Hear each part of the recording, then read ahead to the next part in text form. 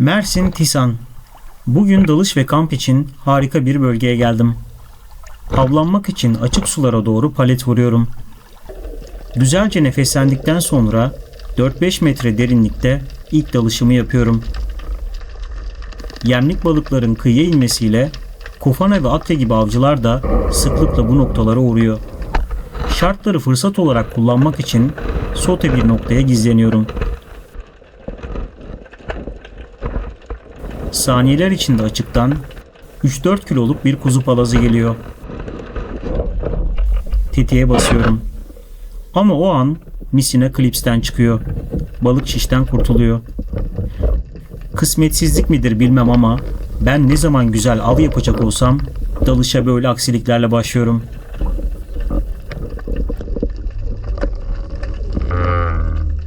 İkinci dalışımda 9-10 metredeyim.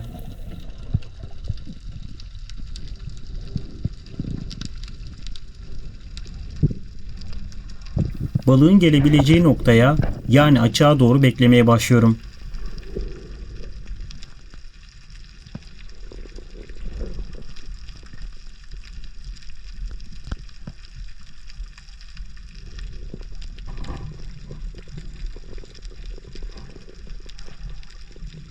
Gırtlağımdan çıkardığım seslerle ceylan ve akya gibi avcıların bana yaklaşmasını umuyorum.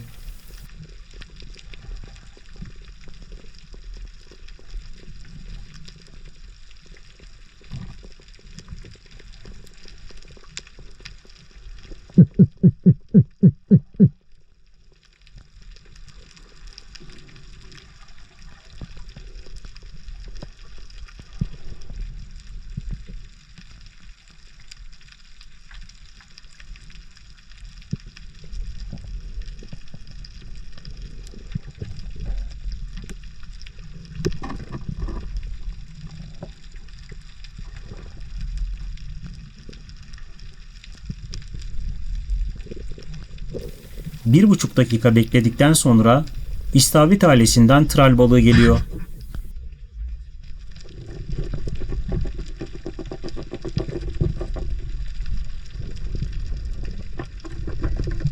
İlk balığımı avlayıp dizgiye takıyorum.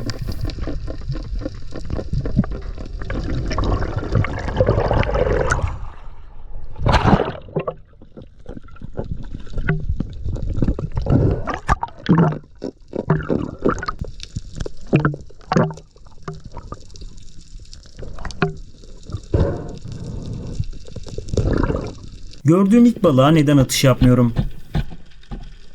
Bu kez kayalık bir noktadayım. Kabzeyi taşa vuruyorum. Bu ses gırtlak sesinden daha gürültülü. Ancak akya gibi korkusuz balıkları yaklaştırmak için ideal. Bir tıraş sürüsü daha yaklaşıyor. Daha büyük bir balık beklediğim için ilk anda kiloluk trallere atış yapmıyorum. Ancak trallerin bu sakin halleri merada büyük bir balığın olmadığının da işareti. Beklemekten vazgeçip önüme gelen ilk trali avlıyorum.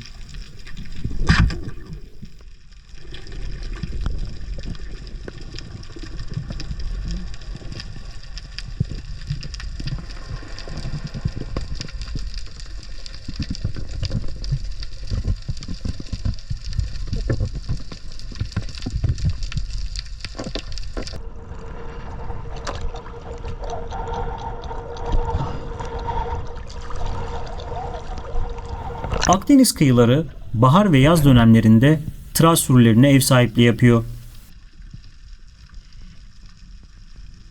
Traller özellikle yemlik balıkların yoğunlaştığı akıntılı noktaları tercih ediyor.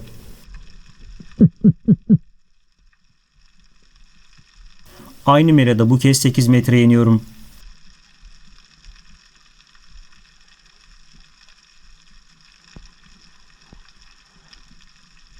Kumluk bir noktada olduğum için gırtlak sesi çıkararak balıkları bekliyorum.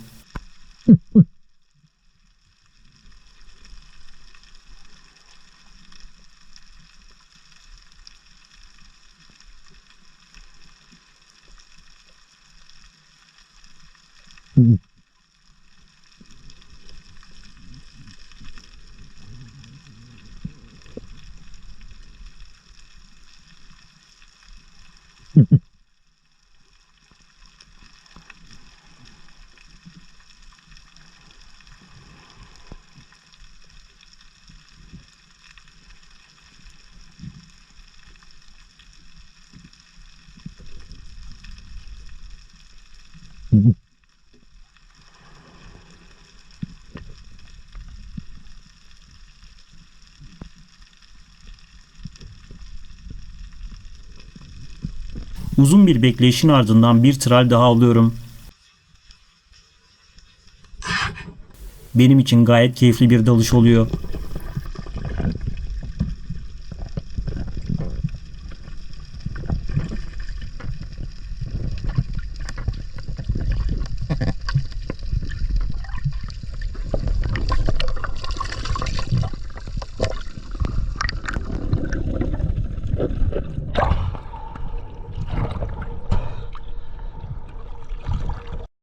Kıyıda sohbet ettiğim oltacılar günlerdir balık alamamaktan şikayetçiydi.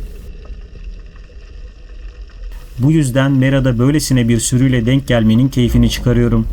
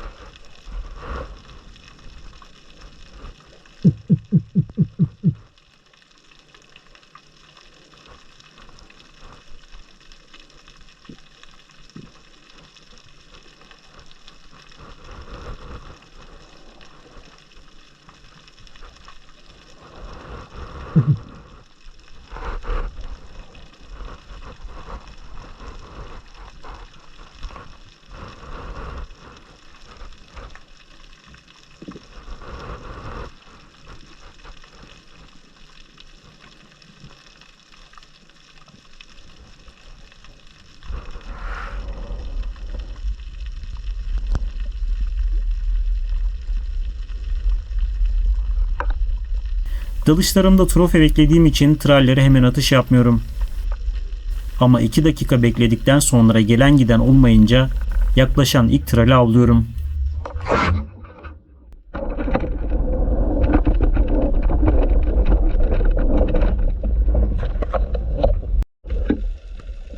Balık avlarken küçük sürülere neden dikkat etmeliyiz?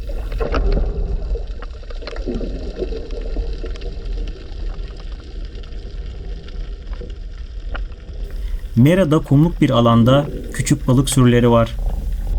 Bu durum neredeyse her çeşit avcı balığı meraya çekiyor.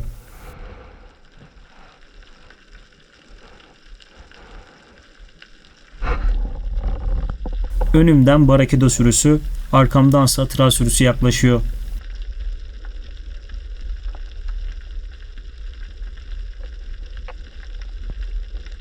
Balıkları bir süre keyifle izledikten sonra barakudalardan bir tane avlıyorum.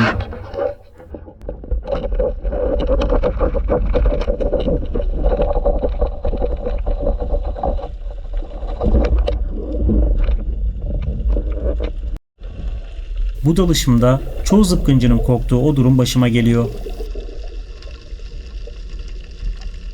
Kumluk bir noktaya tekrar iniş yapıyorum. Ancak su bulanık olduğu için ineceğim yeri önceden kestiremiyorum. Bu nedenle neyin üstüne yattığım konusunda çoğu zaman fikrim olmuyor.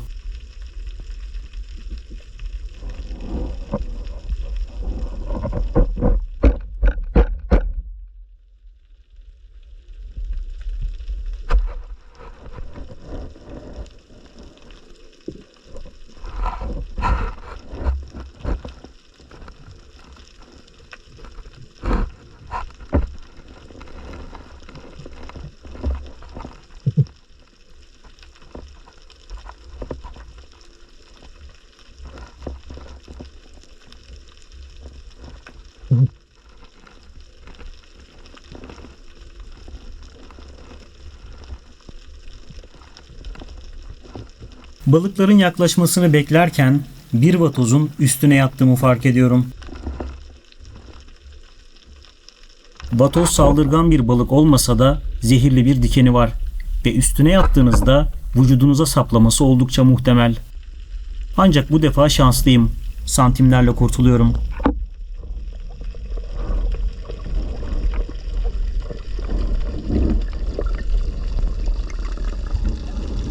Tral balığını avlarken dikkat etmeniz gereken en önemli konu ani hareketlerden kaçınmak.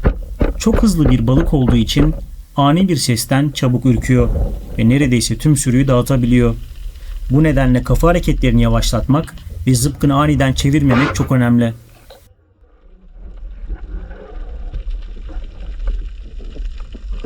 Güzel bir tral daha avlıyorum.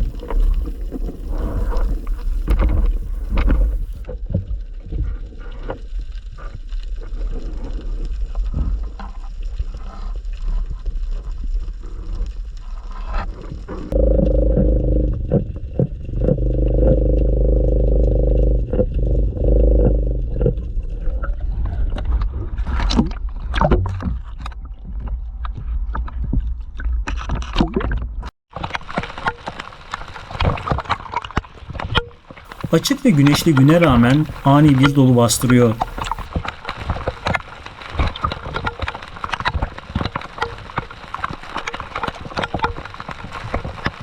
O huzur dolu sesin keyfini çıkarıp yeni bir dalış yapıyorum.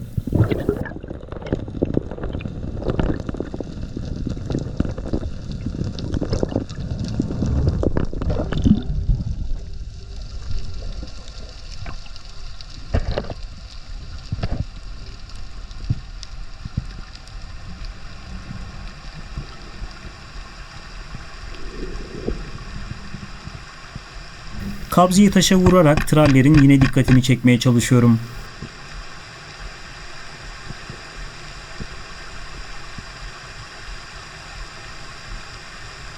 Sürü yaklaşıyor. Güzel boy bir tral daha avlıyorum.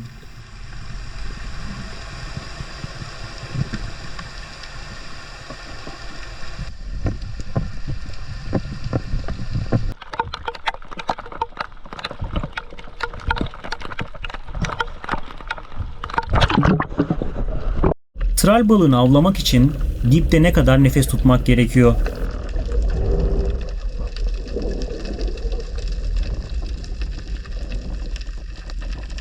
Tral sürüleri bölgeye yabancı bir cisim girdiğinde genelde tereddütle yaklaşıyor.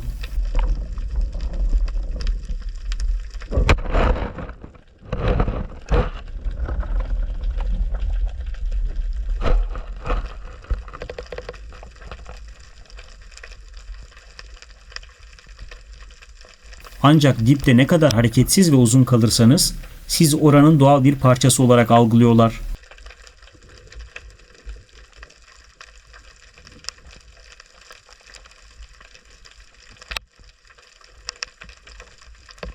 Bugün avlarımın çoğunu 1,5 dakika ile 2 dakika 15 saniye arasında yaptım.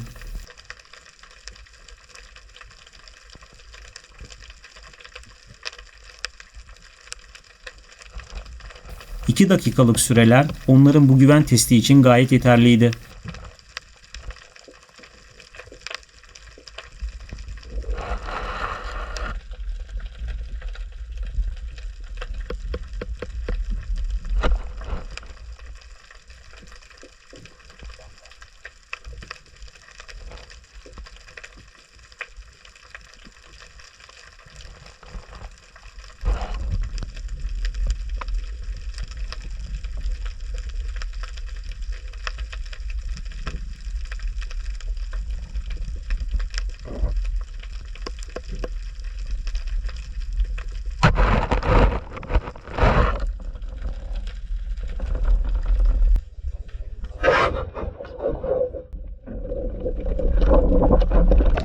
Bugünkü son dalışım için derin bir nefes alıyorum. Bu güzel dalış gününü güzel bir trofeyle sonlandırmak istiyorum.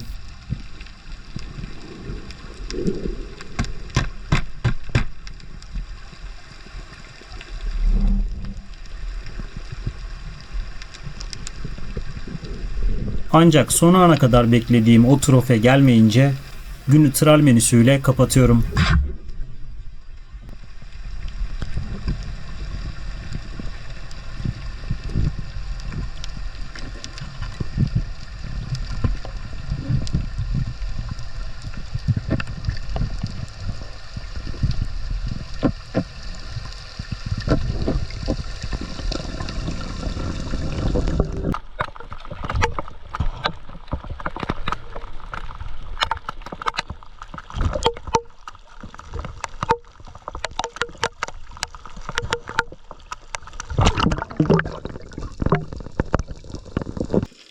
İşte gün sonu hasılatı.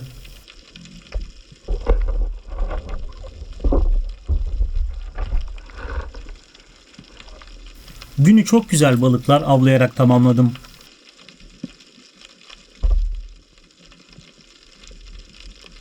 Şimdi kampın huzurunu çıkarma vakti.